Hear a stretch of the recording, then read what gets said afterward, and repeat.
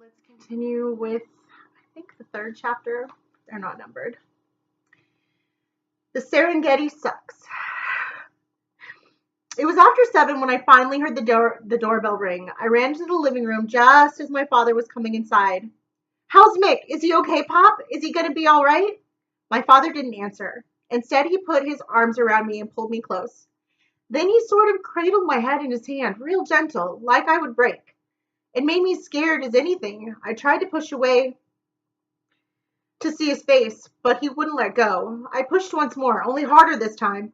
It took me by surprise, I think, and he quickly turned his face away from me.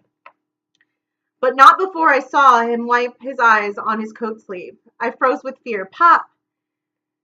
He pulled me close again. Then in a voice so faint I could barely hear him, he whispered the words, "He's gone." When we walked across the street that night, I held onto my father with both arms. My feet kept tripping over his, and twice we almost fell down, but I couldn't let go.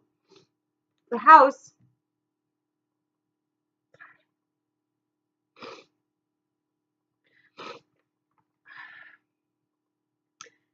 was dark when we went inside. The only light was this dim glow coming from underneath my parents' bedroom door. It gave me the chills to see that. Right away, I started turning on the lights. All of them, I mean. Every switch I came to. Even the little bulb over the kitchen stove. I still hadn't cried. It wasn't that kind of pain yet. Mostly it was just the total feeling of emptiness in my gut. Like a cannonball had been shot clearly through my middle. And I swear to God, I actually remember reaching under my sweatshirt and touching my stomach to see if you could feel the hole from the outside. After all the lights were on, I went back to the kitchen where my father was, and he was just standing there, right in the center of the room, with his arms hanging limp at his sides.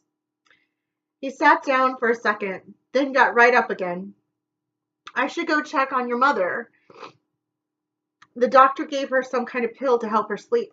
I nodded. Then I watched him go down the hall. He was walking real slow, like an old man almost. Only when he got across from Mick's room, he stopped altogether and started running his fingers through his hair like you do when you're worried about some big, important decision you have to make. Then his hand reached out and closed my brother's door. No! Don't do that.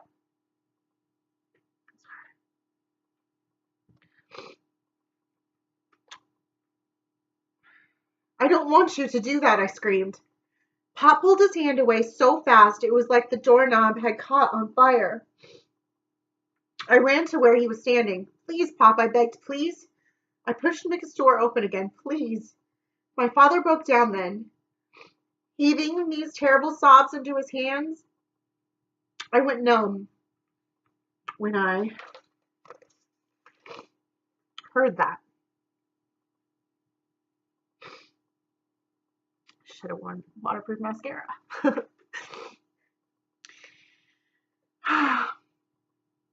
I couldn't move. Couldn't do anything to comfort him. It's just so scary, hearing your pop cry like that. Even after he had gone into his room, I still couldn't get the sound of it out of my mind. I think that's when it first hit me that we were in way over our heads on this one. This was one of those tragedies that needed a family that knew what it was doing, like the Kennedys or the Queen of England and her whole bunch. Not a family like ours that comes unglued if someone doesn't follow the morning bathroom schedule. I don't know how long I stood there in the hall that night. All I remember is when I looked up, the lights from the hall were reflected off of Mick's mirror. And I saw the pictures of Wocket stuck all over the frame. Wocket was our dog. Mick named her. It was before he could pronounce his R's. She was part Basset Hound and part Beagle. We got her for Christmas when Mick was 3. She was supposed to be for both of us, but the day before New Year's, Wocket chewed up my Malibu Barbie and spit out the blonde hair in her dog dish. So after that, the two of us weren't all that close. She really loved Mick, though.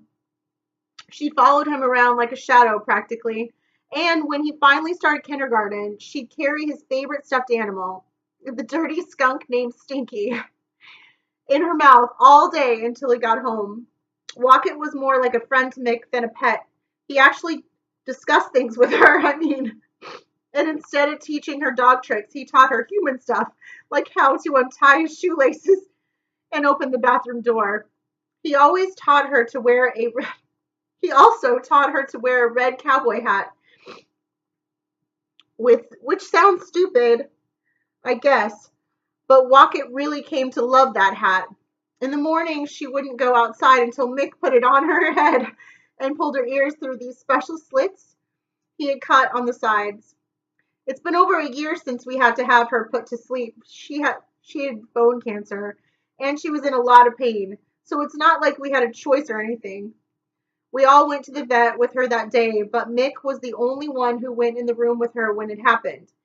When he came out, his shirt was covered with Wocket's fur from where he had been hugging her till the very end. He wasn't crying, though, and I remember wondering how in the world he could stay so strong.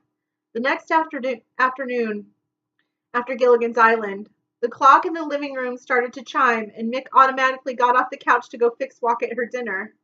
He was halfway to the kitchen before he remembered. He stopped real sudden in the hall and just stood there a second. Then he ran into the bathroom and threw up. My mother knocked on the door, but he told her to go away.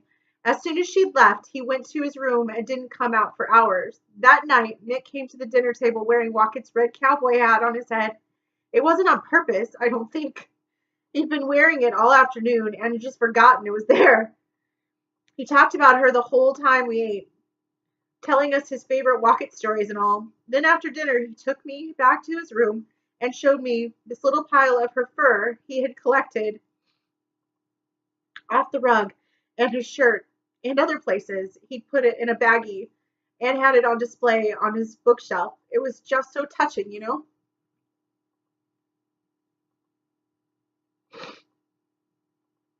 He talked about her the whole time. Oh, sorry. A couple of minutes later, he caught a glimpse of himself in the mirror and realized he was still wearing her hat. His face went totally sad. What if I forget her, Phoebe? If I forget her, it'll be like she was never, ever here.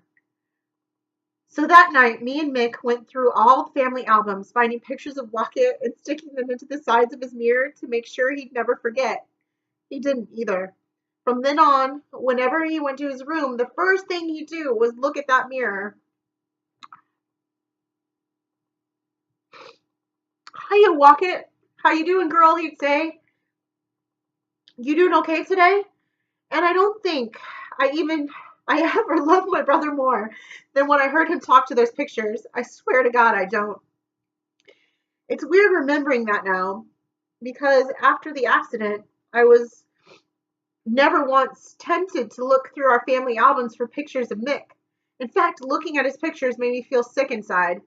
We didn't tell our favorite Mick stories at dinner either. We didn't even eat dinner, really. None of us had an appetite. Besides, no one wanted to sit at the table with an empty chair right in front of our faces.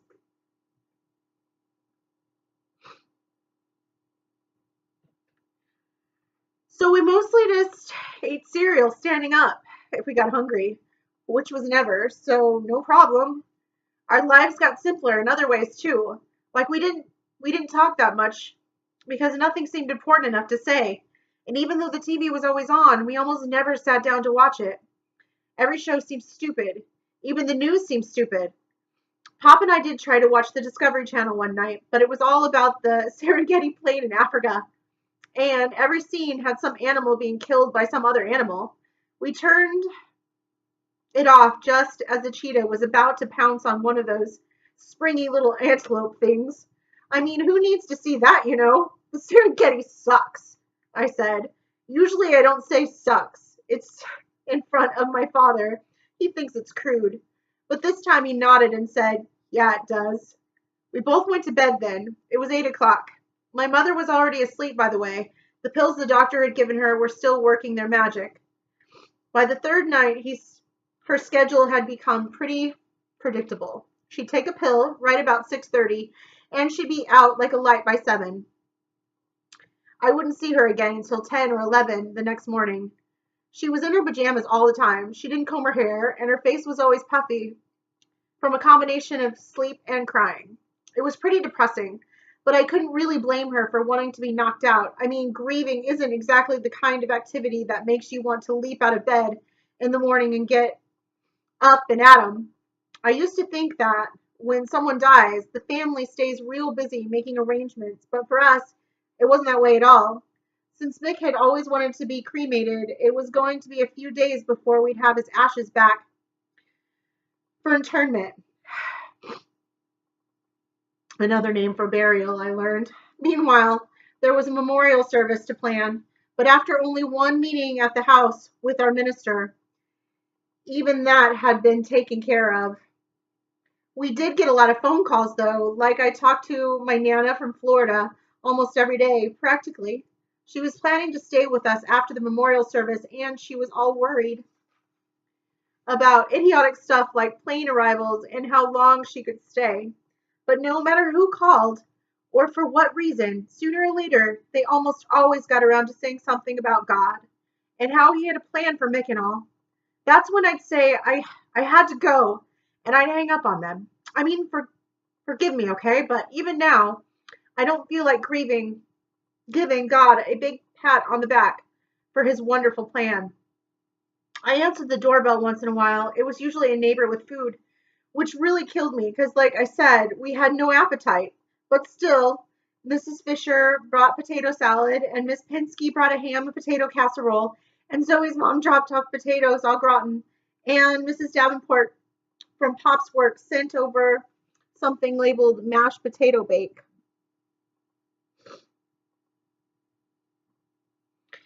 Also, a woman I didn't know showed up at the door one night with lime jello in the shape of a heart. Does it have potatoes in it? I asked. She told me to get my father. I didn't, though. Pop hadn't shaved for days, and his clothes were a wrinkly mess from being slept in. Plus, he has on slipper socks. And when anyone in your family is wearing slipper socks, you pretty much have an obligation to keep the outside world from seeing them, I think. Not that I look too good myself. I'm not saying that. Mostly I just wore sweats, the same ones I'd been wearing at soccer practice that day, actually. Only now, instead of running sprints, my main exercise was walking to the kitchen and pouring cereal I couldn't eat into a bowl, then dumping it down the garbage disposal and walking back to my room again. The nights were unbelievably long. I never stayed asleep for more than an hour at a time. But I swear to God, I never knew how long the dark could last until the third night after Mick died. That was the night I cried so hard my stomach muscles hurt when I touched them, and my sheets and pillowcases got so soggy with tears and sweat, I got out of bed and lay on the floor till morning. I made it, though. And looking back, I realized I probably even lost a pound or two. That's the upside of depression, in case you didn't know. The weight loss, I mean. Nature balances out your grief by letting you slim down. Then at the funeral, people can say you look good in your clothes and really mean it. Nature's real thoughtful that way. All right, we'll continue with our next chapter in our next